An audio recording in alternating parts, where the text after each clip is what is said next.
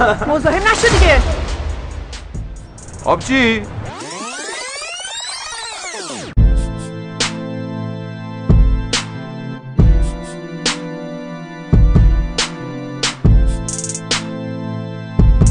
داداش عجب دختر خوشگلی بود نه؟ آره داداش.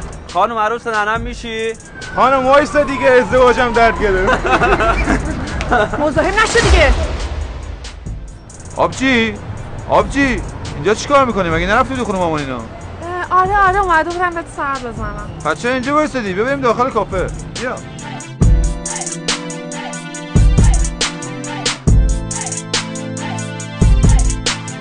بفهم. چیه تو هم میخوای شما رو بگیری مخ بزنی؟ از سوپ و قیافت هم که معلومه. آرامش ندیم از دست شما. نه آبجی جان اینجا کافه منه. با این کاری که شما بیرون کردی احتمالاً اینا بیرون وای میسن تلافی کنن. یه چند دقیقه تشریف داشته باشی که اذیتتون نکنم. بفهم.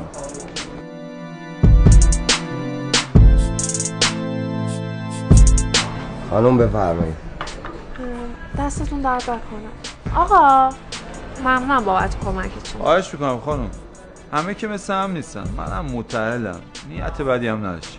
کاش همه یاد بگیرن همونطور که از ناموس خودشون دفاع میکنن از بقیه هم دفاع کنن تا ما دخترها برای چند دقیقه بیرون اومدن نترسیم.